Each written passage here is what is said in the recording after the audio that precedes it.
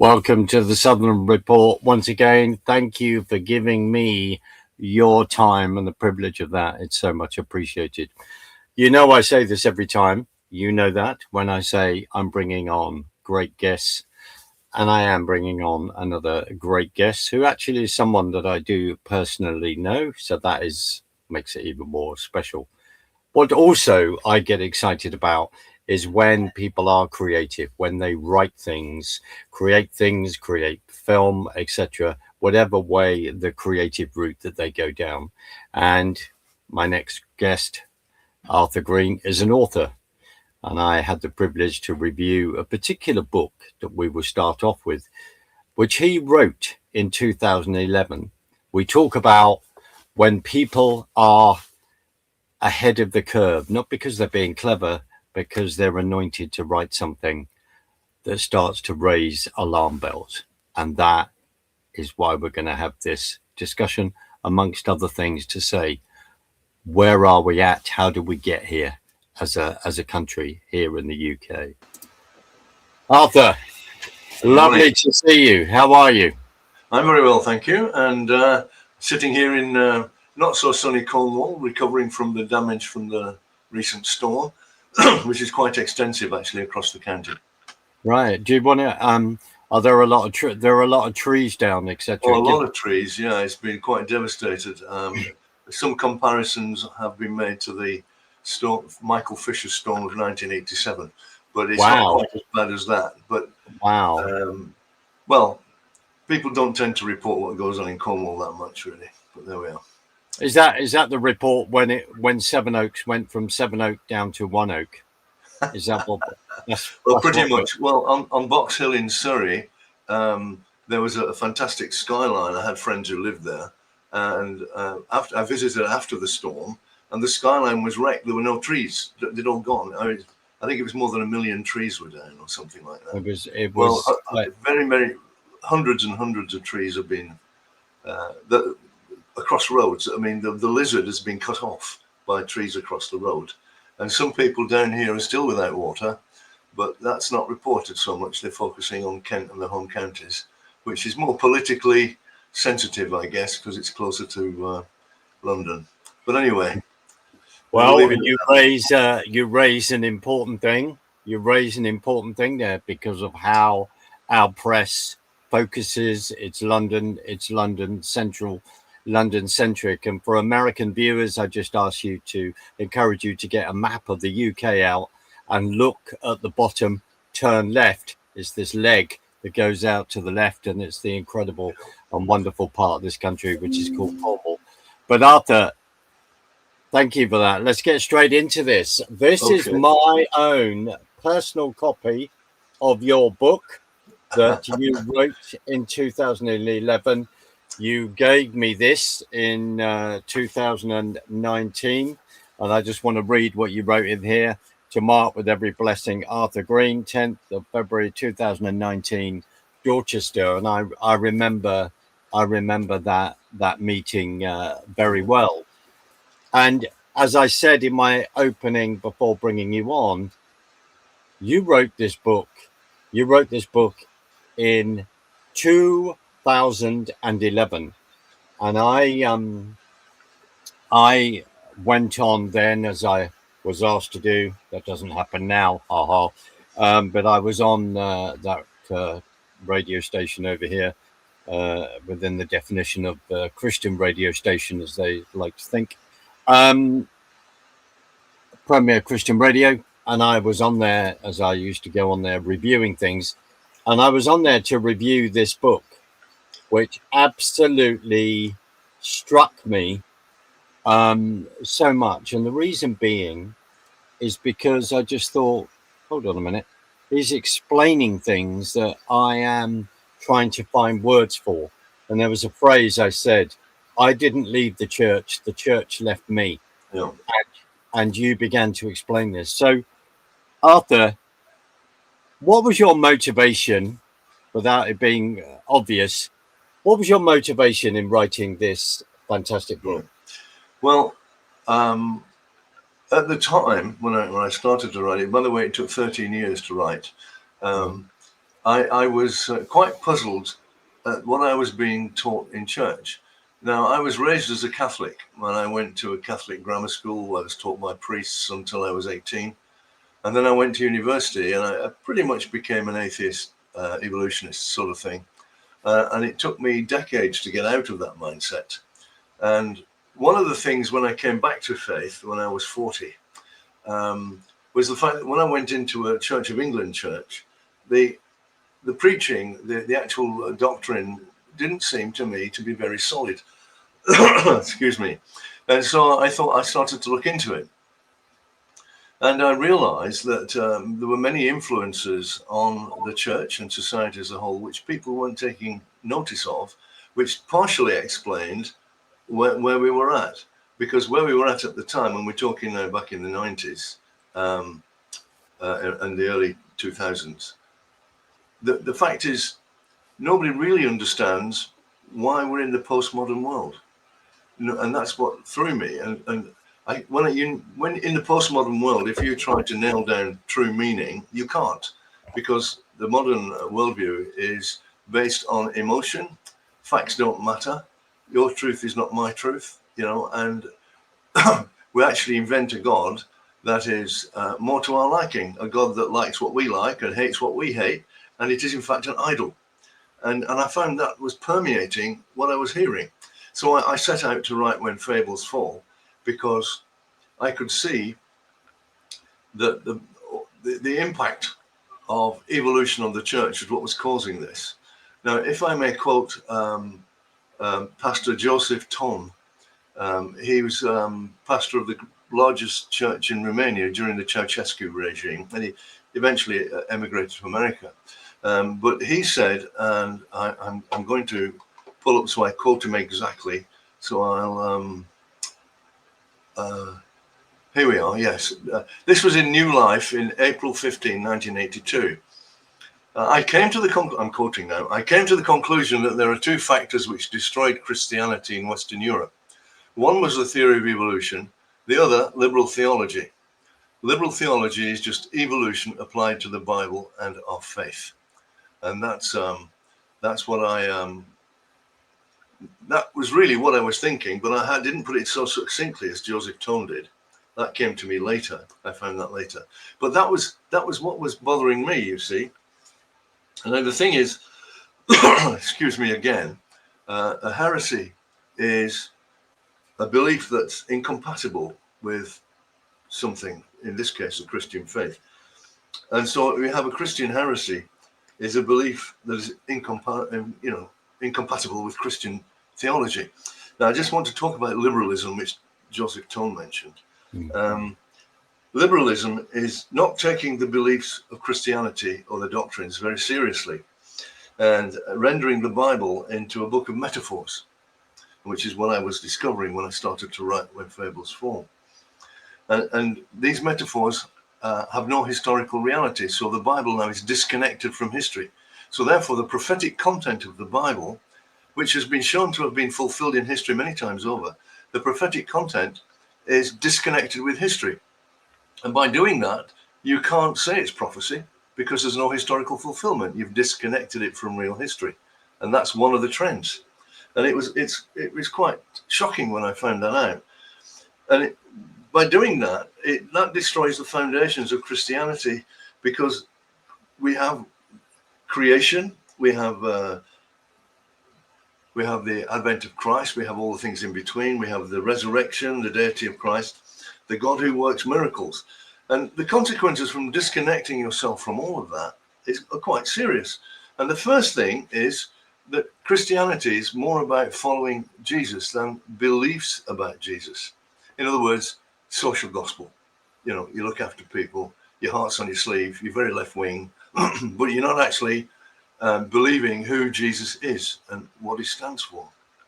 And the next thing is, if you follow Jesus by being loving, you have this tender-hearted approach to everything, it doesn't matter what you believe, because you're just being loving. You're putting into action what Jesus taught, allegedly, in the Sermon on the Mount. And the next thing is, we don't know if Jesus rose from the dead, but he still inspires us to be good. So by disconnecting from historical reality, the reality of the incarnation, the crucifixion and resurrection and ascension, they're all wiped away. And now you can believe what you want. Jesus still inspires us to be good, but there's no what's the word I'm looking for? There's no supernatural basis for it. There's no connection with the supernatural. Then the next thing is that the word God becomes a too useful tool, an idea that inspires us to be loving and to do social justice. And that is not what Christianity is about. Christianity is about getting souls into heaven, ultimately. So liberalism really says that Christianity can mean whatever you want it to mean. But let me quote from 1 Corinthians 15, verse 14. If Christ has not been raised, our preaching is useless, and so is your faith. That's the point. It's actually written in Scripture. And the other thing is, if something can mean anything, it means nothing. That's the thing that was really striking to me. And so many churches now go with that common cultural consensus that they are no longer Christian. And that was my starting point, basically, if you like. And I started by the book's in 4 parts. First part is how did we get here? The second part is looking at the science of evolution and how flawed it is, and there is no substantive evidence to support it, yet people believe it. There are no intermediate fossils, as an example, just one example, but people think there are, but there aren't. And next you have this, the philosophical descent from divine revelation to human rationalism and humanism. And that's why the subtitle of my book is Unmasking the Lies of Distorted Science, Secularism and Humanism. Absolutely. And I think when you're talking about fossils, I suddenly thought far too many primary schools have been taken down to the Isle of Wight, to push that. The Jurassic Coast in Dorset, where I used to live. Yeah. And then the last part, the fourth part of the book, is a call back to the true faith, a call back to action. And rather, I don't know, I've been a bit forward, I think, but when I got there, I then realized I needed some theses to put in an appendix at the back of the book to challenge people about what they think. Pretty much copying what Martin Luther did in the church in Wittenberg, I think it was, when he posted his 95 theses. I think I got to 97, but whatever. The thing is, the theses at the back challenge your thinking, and they actually bring you down from this, what is it? I suppose it's the this bubble of, I don't know, I've got it here somewhere. It's a bubble. It's about, for example, let's take the charismatic movement as an example of the bubble. All right. The charismatic movement is impervious to facts. It's all about emotion. And then what they're doing is they're transferring sensuality into the spiritual realm, and they're leaving the mental processes, they're leaving the intellect behind. And so I believe that's a preparation for the church, the one world government, the one world church of the Antichrist, because they are disconnecting themselves with hard, factual, historical doctrine and fulfillment of doctrine. And that's one of the, that's the long answer to your question. And why did I start to write it? No, I think it's a brilliant answer that we go in a number of directions, because in a second, I'll put an illustration that you very kindly sent me. And I think at this point, it'd be really important to say this, where we were discussing this before we came on camera. So you are sitting in front of many books of yours in front of your library. And I'll ask you this question. Do you know how many books you have in your library? Could you make a guess without saying it too loud so anyone else in the house listens to? Well, I've been collecting these books over 30 years, and I think it must be over 1,000 now, but I'm not sure. Right. I can't hand on heart, I can't say. I'd have to go and count them, and that would be a mammoth task. That'd be a mammoth task. Plus, find the ones that are hidden in boxes in various places. But don't even go there. I've got a whole loft full of trunks of stuff. But Arthur, this is really important. It is really important. I mean, I'm sitting surrounded by books here, and there are other books downstairs. But this is really, really important because to have the knowledge, to have the books, so that that history, all these documents are so important. And as you've said, the reason why is because what is the one world government bunch of globalist, elitist technocrats? What are they planning to do? What is the restriction that they want to put on us, Arthur? Well, they want to. In your introduction, you showed a parachute just coming down, right? Mm. And basically coming out of the clouds of your own imagination down and put your feet on the ground, basically. And they don't want you to do that. They want you to believe them. And like the COVID lockdown and now all this stuff they're doing with the child protection thing in the UN and all the other modern initiatives. For example, this climate disaster that we're allegedly in. I was looking up at it, and I noticed there's been 0.1 of a degree Celsius rise in the last 30 years. Polar ice is expanding. The polar bear population is increasing hand over fist. Mind you, one contributing factor to that is we stopped culling seals. So there's a lot more seals, and that's a staple diet of a polar bear. So hence the population is exploding. And all these things that they get you worried about and afraid of, including climate change, COVID, and all the rest of it, pandemics. They want to control your lives. It's about control. And you have to fit into their idea of what utopia is. And interestingly, the more they grip, the more socialist and left-wing they become, the more slips through their fingers, because people recognize there's something vastly wrong. And can I just quote Milton Friedman here for 2 Of course you can. Of course you can. A good man to quote. Rather interesting. Yeah, well, quote, the essential notion of a capitalist society is voluntary cooperation, voluntary exchange. The essential notion of a socialist society is force. And that's the difference. And that you see that today in the United Kingdom, where this Labour socialist government, almost communist, I would say, is becoming very dictatorial and forced. They're cancelling elections and so on and trying to remain in power. And the taxation now is punitive. People are going out of business, so they're on welfare. And the more are on welfare, they become clients of the state. They have to do what they're told or lose their benefits. And this is a progress that's going. I mean, Lenin said, people who challenge the Orthodox organization, he called them useful fools. And he also said that socialism is the necessary beginning of communism. Absolutely. So there we go. And that's where we're heading. That's the trend. And that's another reason why I was prompted to write When Fables Fall. I recently come back to faith, having gone away for a long time. But when I got married and had my first 2 children, we moved to Farnborough in Hampshire, the air show place. Yeah. And at the end of the street was a Church of England church. And one Sunday morning, apropos of nothing, I don't know why I did this, I dragged the whole family off to church. And that was the first time I'd actually read a Bible. It was a pew Bible in that church. Because when I was a Catholic for the first 18 years of my life, I never saw a Bible. All I got was a tract or the priest's opinion, you see, and they were controlling. So it's a controlling thing. And the Catholic Church, in many senses, has many similarities to socialism, And here's the thing. People on the left think they're being very clever when they shut down any factual, reasoned argument that you might have based on evidence, which they don't like. They call you a bigot, a Nazi, a racist, or whatever epithet comes to mind. And I was called that some months ago, and last year, and I stopped and I said, "You call me a Nazi. Can I just explain to you that I am not a socialist? I never have been and never will be." "What do you mean?" "Well, what does Nazi stand for?" And they hadn't put it together. National Socialism. Nationalisches Arbeitersozialismus Partei. That's the German. And Hitler's version of communism, National Socialism.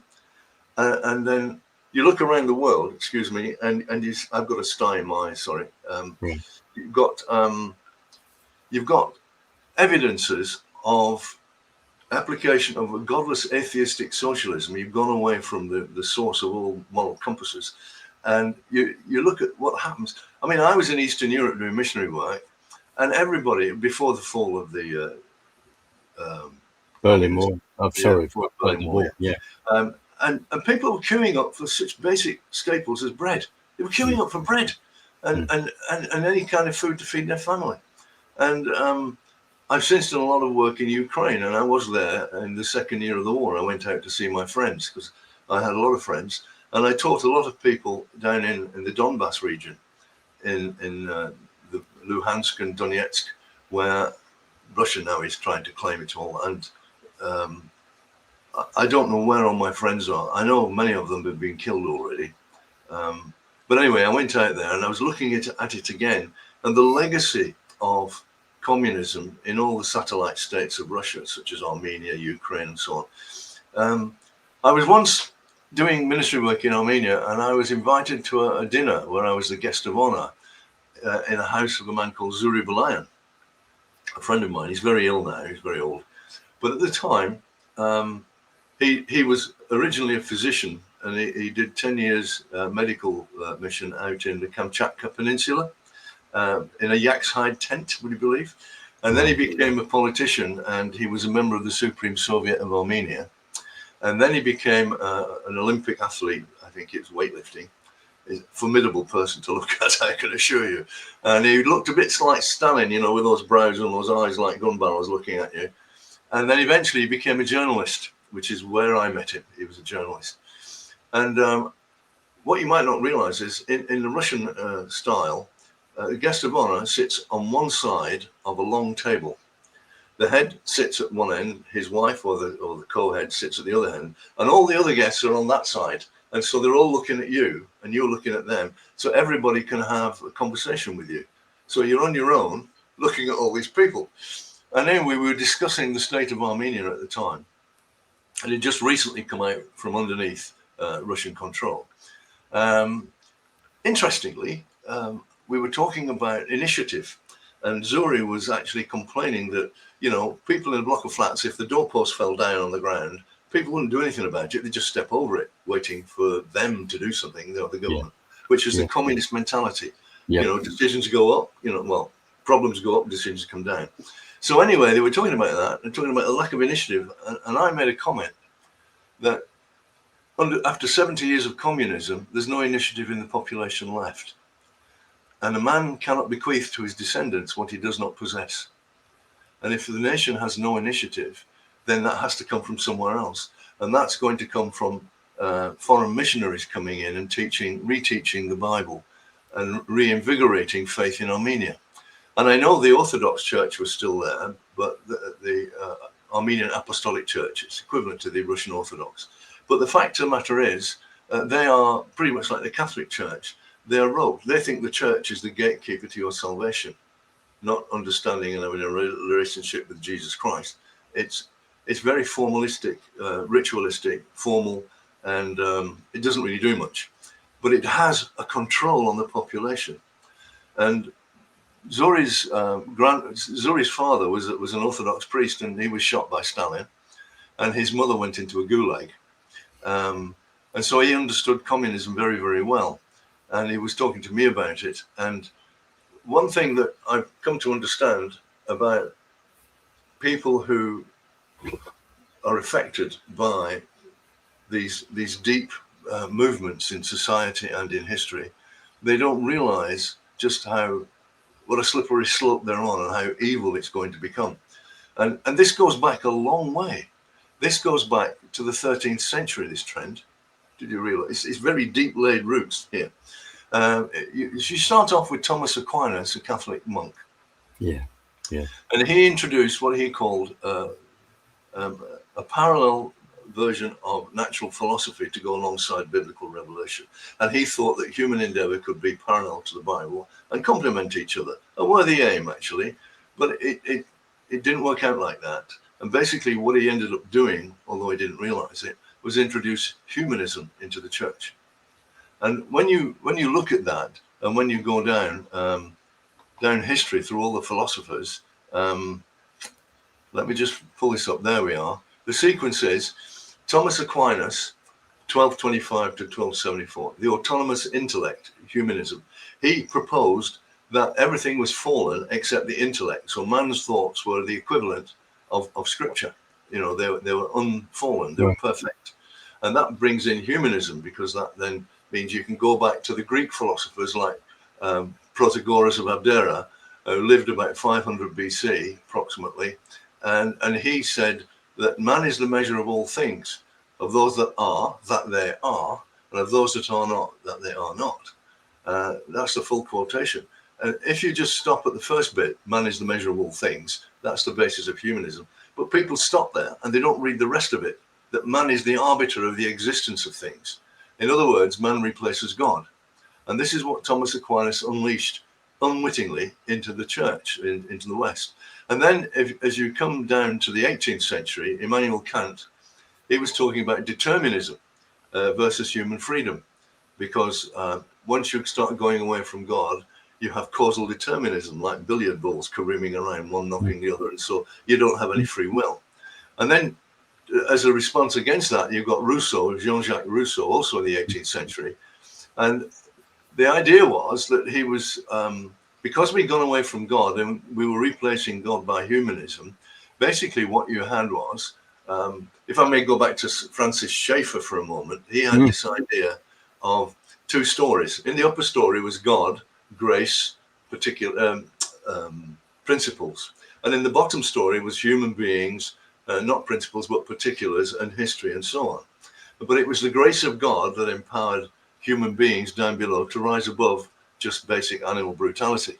So you had grace over nature. That's the summary of it. But God cannot exist in a humanist framework. So grace gets cancelled out. And when real freedom through the grace of God is lost, you need a substitute.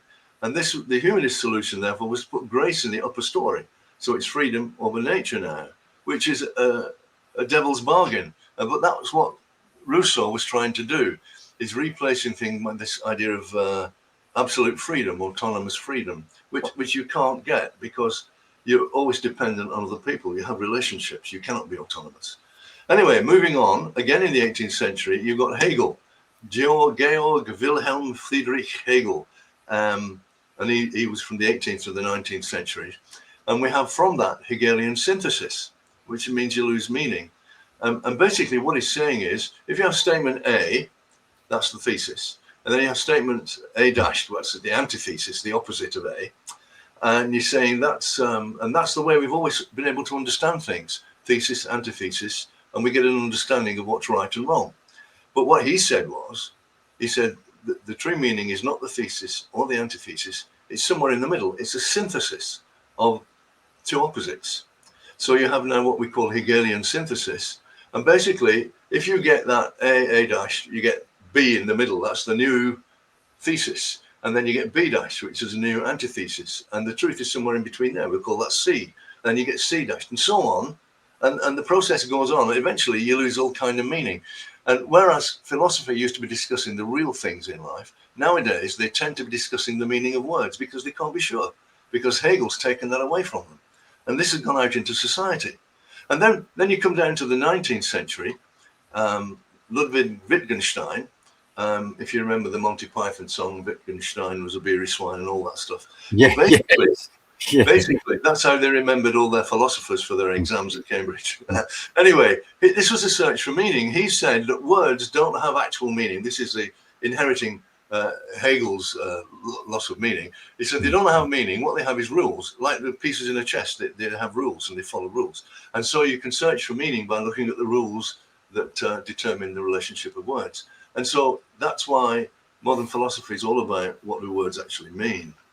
And then if you move into, again, the 19th century, you get Søren Abie Kierkegaard, if you would have heard of Kierkegaard, or Kierkegaard, I should pronounce it properly, Christian existentialism. He was saying that the belief in a human deity figure who resurrected from the dead is a bit absurd. It's an insult to the intellect, if you like. It's not natural, it's not normal, which is true. It's a miracle. But he then said you have to accept it as part of faith. And that's the leap to faith, not a leap of faith, but a leap to faith, understanding where you're going with it. But when we get into the 19th and 20th century, you get Martin Heidegger. And he had secular existentialism, not Christian existentialism. And that became the leap of faith. In other words, there is no meaning in the end of all this. And Heidegger and Martin Bultmann actually took all the meaning away from Scripture, because Bultmann demythologized what we call the New Testament. And before him, the German philosophers and theologians started challenging the Old Testament, especially the 5 books of Moses, and saying that they were not written by one person and there were contradictions. They were undermining the creation narrative based on the impact of evolution. You see, this is coming into the 20th century now. And so now you've lost the meaning of words in philosophy. You're undermining the Bible. So you have no meaning. You have no rock upon which to stand. And so now this is the leap off faith. This is modern existentialism, which is based on nothing. And then the last half of the 19th century, you have Nietzsche, Friedrich Nietzsche, and you have nihilism. Because now, for the last 11 years of his life, Nietzsche was in a sanatorium. He was mentally and physically paralyzed. And I think that was because he looked into the depths of everything I've just described and realized there was no meaning to life. Everything was nothing. And that was his main theme. And this was such a horrible thing. I think he ended up insane. And that's why he ended up in a sanatorium. And finally, in the 20th century, we have Jean-Paul Sartre and Albert Camus with the theatre of the absurd.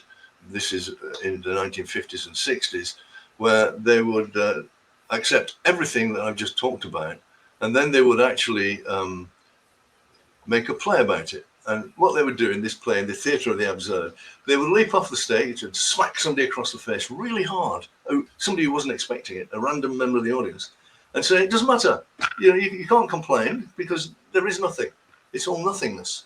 And they had this argument where it's a dark night and there's a man in a car, excuse me, and he's driving along. Visibility is very difficult. It's raining, and there's a man crossing the road in front of you, and he's got a dark hat, dark coat, dark shoes, and it's difficult to see. And before you know it, you're right on top of him, and you've got a choice, a split-second choice: either run him down or swerve to avoid him.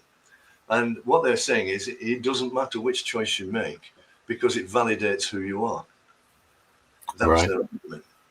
And you see the progression of philosophy coming down, and then that's ignoring the impact of evolution on the Bible and the creation narrative in Genesis chapters 1 through 3, and the whole basis of Christian faith. The seed of it is all contained in Genesis chapters 1 through 11. So when you get all these influence impacting us, as I said, you had Thomas Aquinas, but I want to just build on that for a second. If you come down to the 18th century, this is just after the Renaissance, where what Thomas Aquinas did was burgeoning. Now you had this humanism, and with the great geniuses of the Renaissance, Leonardo da Vinci and so on like that, who created the Vitruvian Man, if you remember. Man is the measure of all things. So you get all that, and then you get the Reformation coming along with Martin Luther, and then after that you get the Enlightenment. Now the Enlightenment is based basically on a historical animosity towards organized formal religion. They didn't like divine revelation governing lives. What they preferred was rationalism, where humans can decide for themselves what is true and what is not true. And so rationalism in morals means man decides what's right and wrong. Rationalism in philosophy means it's basically the results of human thinking. It's not based on any divine revelation. It is human rationalism. And finally, in religion, it is in fact the idea that man replaces God with his thinking, because Aquinas has already said your thinking is perfect, it's not fallen. So from the Enlightenment, you get this enormous animosity towards organized religion, especially the Christian religion, which is all they knew in Western Europe at that time. Islam wasn't really on the horizon at that point in terms of philosophical dissent. Then into that, in the 19th century, halfway through, you get Darwin and his theory of evolution, which is essentially very racist, because it is all about the evolution of favored races, so on. And that racism went into Germany. Darwin actually corresponded with the German scientists and biologists like Ernst Haeckel, who drew those 24 drawings of a rabbit, a salamander, a human, and a cat. And he said these were the things. That was a fraud, by the way. He took a scalpel and carved things up and drew them to make them all look the same, so that he could say, in support of Darwin, that the fetal development of the embryo mirrored the evolutionary development of the race. That's what he was trying to do, trying to provide a scientific foundation for evolution. But they were frauds, and they were proved as frauds as early as 1896. And in 1910, Professor Wilhelm His destroyed them completely. He actually proved that they were frauds. But it wasn't until 1978 that Michael Richardson, with the team at the London School of Embryology, did an absolutely precise photographic survey of all these different animals, and it showed they were completely different. And so it destroys the theory of fetal development. But yet, that set of diagrams is still in school textbooks to this day. And people are taught that, even though the people teaching it know that it's false. And the people who write the textbooks know that it's false. So what does that tell you? Well, you've got this Enlightenment attitude of rationalism and humanism, very inimical to Christianity. And then Darwin's theory bursts into this like, I don't know, like a bomb going off. And what you've got now is this understanding that orthodoxy before 1860 or 1859, when Darwin published his book, we had the Christian faith was like a tripod. It stood on three legs. Excuse me. Sorry. First one was natural theology. That was man reasoning from himself and nature to God, which is perfectly fine. And then the second leg was Holy Scripture, the revelation of God to man. So man to God, God to man. And then finally, the third leg was the person and work of Jesus Christ, the prophesied Messiah. So you see, again, it comes down to fulfillment of prophecy. If there was no fulfillment of prophecy by Jesus, it was just another holy man. There were hundreds around at the time when he walked the earth, and he might never have been heard of, but he was the fulfillment of hundreds of prophecies. That's why we remark upon him. However, if you disconnect prophecy in the Bible from actual historical reality, then Jesus becomes, again, a mythological figure, which is what we hear a lot nowadays. So anyway, there are the things. So first, let's take what happened. Natural theology was overtaken by Darwinism, naturalistic explanation of origins due to random circumstances, no God needed. So there was no reasoning from man to God. Man was reasoning from himself to himself through nature. That was the first thing. And the second thing was Holy Scripture. That was higher criticism. I've already mentioned it. Wellhausen in the Old Testament challenging the validity of Mosaic literature, and also the neology of the 20th century with Bultmann and Heidegger, which was taking all the miraculous out of Scripture. So none of the miracles actually happened. The virgin birth, the resurrection, all the miracles were just reduced to naturalistic explanations. That's what higher criticism did. And then finally, the personal work of Jesus Christ was taken over by demythologizing the Bible in the 20th century, existential atheistic interpretation of all the New Testament miracles.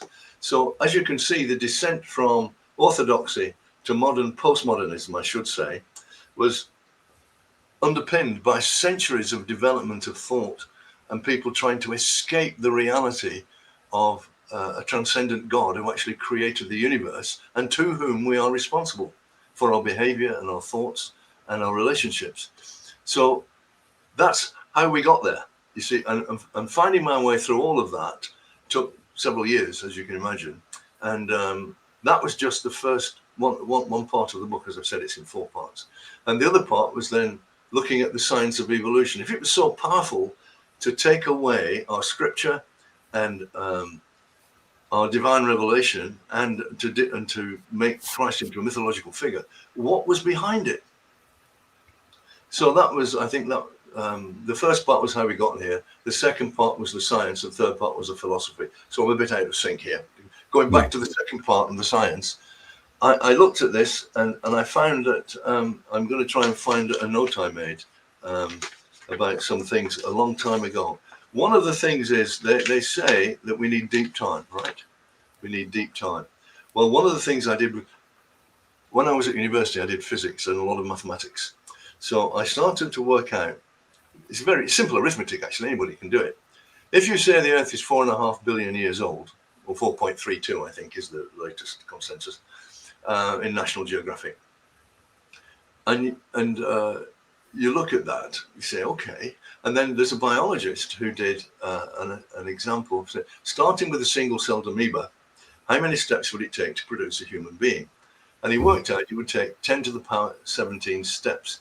Now, 10 to the power 17 is 100,000 trillion steps. I mean, you can't imagine such numbers. I mean, it's beyond. Well, there was a French mathematician called Émile Borel who said once you get past 10 to the 50, there's no chance of anything. So 10 to the 17 is halfway there. Anyway, so that's that. Now you look at the time that evolutionists want. And if you multiply the number of seconds in 4.32 billion years, you come up with something like 1.4 times 10 to the power, guess what? 10 to the power 17. So if you ignore the 0.4 thing, just say it's 10 to the 17 seconds, we'll be conservative, 10 to the 17. That's the same number of steps. What that means logically is, for the entirety of the history of the Earth, including the molten magma stage, according to evolutionary theory, you had to have one upwards development or incremental bit of knowledge into that cell every second for the last 4.5 billion years. Every second, one upward step. No mistakes, no side branching, no dead ends, nothing like that. And clearly, and anybody with any thinking mind can see that's ridiculous. That's ridiculous. And also, I found a place where some people, three researchers were looking at the fossils, because the American Academy of Sciences says the fossils, the intermediate fossils, are absolute proof of evolution. That's what they say. But yet, Dr. Colin Patterson and Professor, I've forgotten his name. He'll come back to me. The two of them, one was in America at Harvard, Professor of Paleontology, Stephen Jay Gould, that was his name, and Colin Chapman, Dr. Chapman, who was the chief paleontologist at the British Museum, British Natural History Museum, I should say. They corresponded, obviously, they were the doyens of their profession on both sides of the Atlantic, and they actually said that there were no intermediate fossils.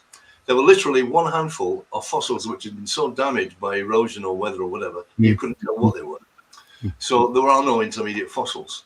And evolutionists can't accept this. But the two chief primary professionals on either side of the Atlantic agreed that there weren't any in their correspondence. So where does that leave you? Well, there were three. I've got this note here somewhere, which I can't find in my notebook at the moment. So rather than waste time looking for it, I'll just do it from memory. These three scientists were in the fossil beds in Montana, I think, and they catalogued 432 mammal species, of which there were more than 100 complete skeletons in all these. 432 different species of mammals buried in the same rock layer as the dinosaur fossils. They were contemporaneous.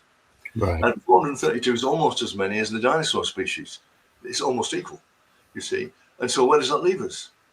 You know, if dinosaurs lived 65 million years ago and we didn't come around until the last million years or so, then that fossil record gives the lie to that. That's the first thing. And secondly, another interesting curiosity I discovered, which I laughed when I found it out, but dinosaurs lived 65 million years ago. And what they said was grasses, which developed into wheat and corn and all the rest of it, didn't come along or didn't evolve until 35 million years ago. And yet, when they took coprolites, when they took those, that's fossilized dinosaur dung. That's what a coprolite is. Right. And they took a tiny micro slice through it, almost translucent slice through it. And you looked at that through a strong light into a microscope. You found that it consisted mainly of grass. So if the dinosaurs were eating grass before grasses were developed by evolution, there's a bit of a problem. I think you need to reassess that. But of course, looking at all that, and then I looked at the age of the Earth, the salinity of the oceans. If we've been around billions of years, this would be saturated with salts, just like the Dead Sea in Israel. But it's not. So therefore, it's not that old.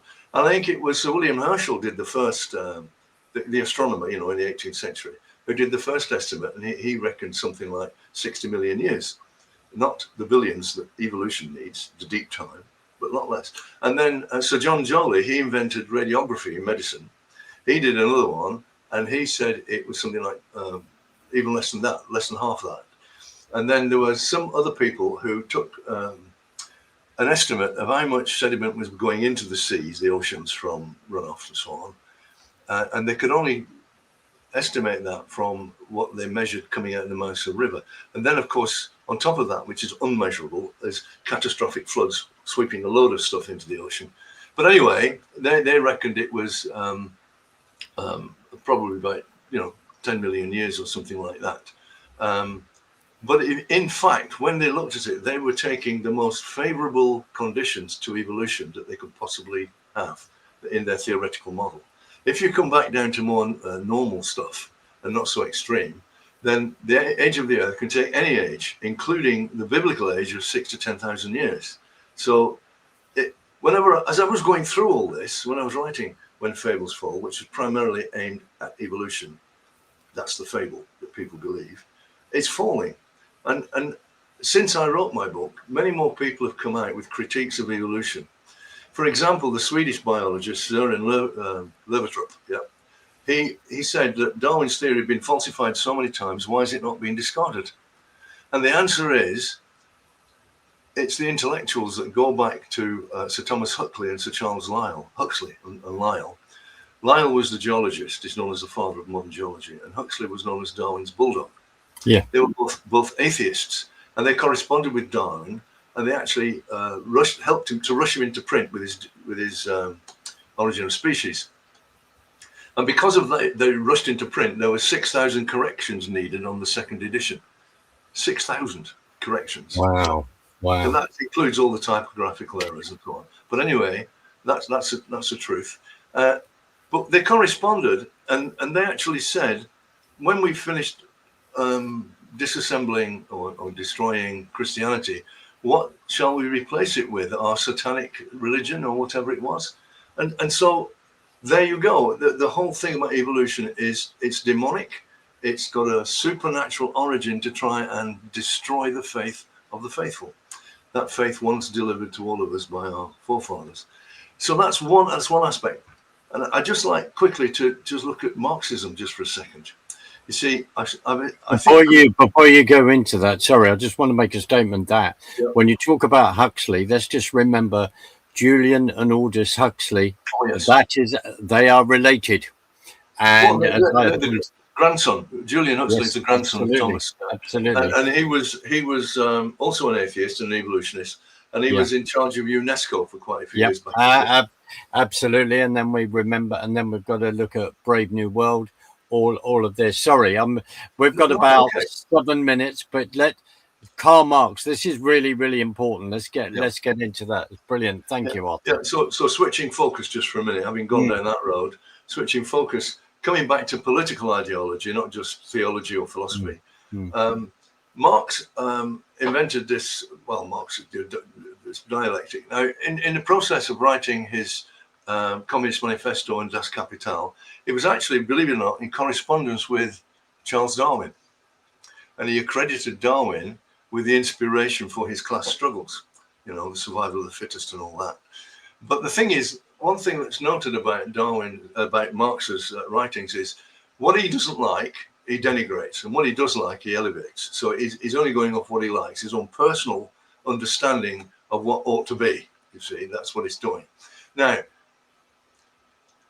Marx was actually really influenced by demonic influences in the whole of that writing from his youth onwards. And there's a book just been written, it's come out, there's some stuff on YouTube about it, where Jordan Peterson was interviewing the author. And I can't remember the name of the book now, but one thing struck me when I was listening to that conversation between those two people was that Marx's father, 2 years before his father died, Marx's father wrote to Karl Marx, and he said, "Karl, I'm very concerned about the apparent demonic influence on your life." And what are you doing? What's behind all this? I'm very concerned. And that was his own father writing to his son, and Marx was about 18 at that point.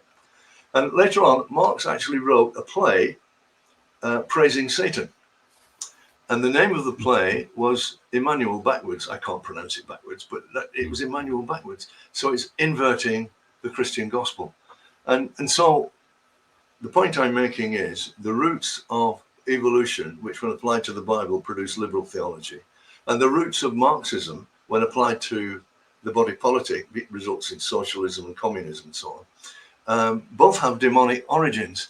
And therefore, those two attacks on what we might call Christendom are actually influenced by the devil himself, if you like, the demonic influences, to try and produce a world without God. And we're well on the way to doing that now.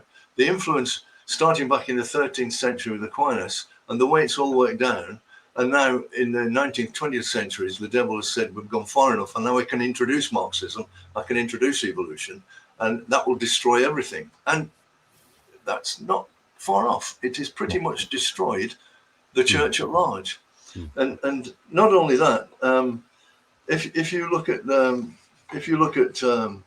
charismatic movement, as I've already said earlier, they're now, I don't know what it is, they're up in their own mental blogosphere or whatever it is, and they're transferring their feelings, their sensuality, their physical stuff into the spiritual realm.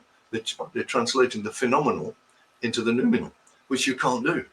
You know, you can have a relationship with the noumenal, but you can't take your own feelings and your own sensuality, the flesh, in other words, and put it into the heavenlies. You can't do it. But that's preparing the church. This liberal theology, as Joseph Tone so aptly wrote, is preparing the church for the one world religion and the Antichrist religion, on which any church people watching this should recognize that halfway through the tribulation, the Antichrist kills the false prophet and does away with the church because he no longer needs it. He only needed it temporarily to put people in a frame of mind where he could take total control and make sure as many people as possible did not get into heaven. That's basically what he's going at. So if you're going down this road, I suggest you read your Bible, come back to Orthodox doctrine about the reality of history and prophecy and the Messiah. And remember also that the Bible also tells us that the time of the return of Christ is very, very close. And if you deny it, then you are lost. And that's basically the longest answer I've ever given as to why I wrote When Fables Fall. The answer, but the answer you've given is, to me, is absolutely brilliant. I'm not just saying that because you're sitting opposite me digitally, because the fact is you have gone through history. I think the book that you're referring to in regard to Karl Marx, I think it's saying was maybe something like, was Karl Marx a Satanist? Yeah. And then I'm trying to think of the very famous, very well-known Christian pastor that was put in prison in Romania, and also raised all these. I've got his book here, and I'm just trying to think. In the notes, I'll try and find it and go through that. Okay. Because a contact of mine in America, Michael Baudier, his grandfather, I think it's Dietrich Dudemont, was in prison with this particular man in Romania. And on another occasion, I want to explore this whole thing of the Soviet Union. I would love to have a conversation with you about Ukraine. At times I have to comment on it.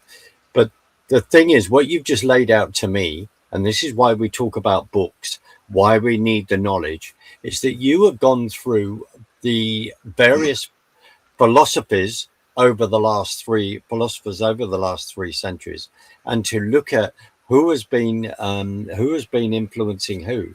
And this isn't just an intellectual exercise for the sake of it, because I want to say to you, I'd encourage you to write a book to go through, and you may have done, there's other things that you've written, but to go through that, to explain, because one of the huge criticisms I have of Christians, inverted commas, sitting in various churches and having their charismatic bless-ups, is that they don't like being intellectual. This is my opinion, Arthur. I'm not putting words in your mouth. but they don't like being intellectually challenged, and they don't like having these kind of I'm privileged to have this conversation with you, and that's why um, I'm so glad you wrote that book. I'm so glad you do what you do, because it's getting people to intellectually grow up and to look at Yes. things and to look at history.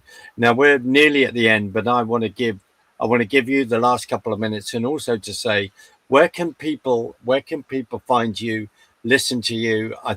I know I want to continue this conversation with you. Arthur, I do apologize. Sorry. Well, that's all right. I think I'll start off the conclusion by quoting G.K. Chesterton. Yeah.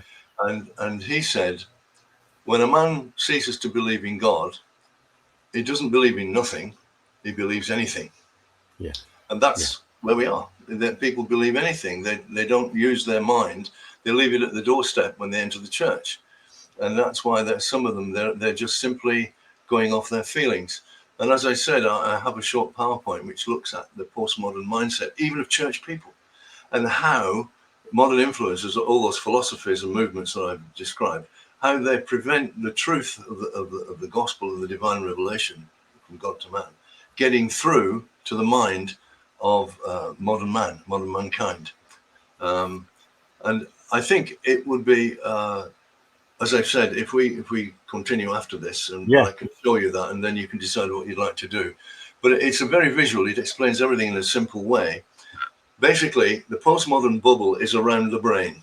It's a solid, spherical, 20-inch thick steel equivalent of blocking any thoughts or any ideas or any evidences that might want to challenge what's going on inside that bubble, inside your head. And that's why most church people get very angry.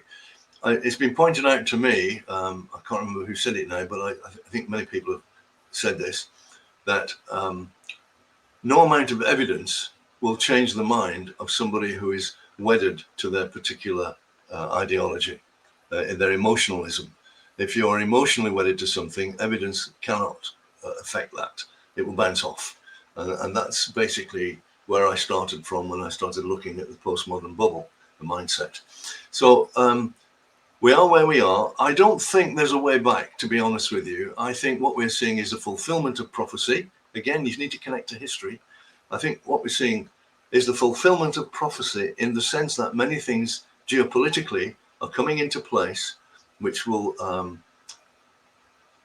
be the trigger for Jesus to come back. Now, I know there's nothing in history. It's a doctrine of imminence, a traditional doctrine of imminence. Jesus can come back at any time. There's no historical thing that has to happen. But the thing is, many things are being put in place where I don't think Jesus can be long delayed now before he returns. And so I would say to most people, if they've got this far in the podcast, look up, for your redemption is nigh. And if you don't look up and you don't accept your redemption, then there's only one other destination. There's no third alternative. So there we are. I'll leave it there. Amen. And I'm going to play us out, and please say goodbye. I'll say goodbye. Well, we're going to continue this discussion, but Arthur, it's been absolutely brilliant. I want you back. I've always viewed you. We may not agree on everything, but there is so much I do agree with you, 99.9%. But the key thing is, if not 100% really, but the key thing is this, is just the intellectual undergirding. That's what we want. I'm going to play us out. You've been brilliant. Thank you so much. Thank you. And it's goodbye from him. And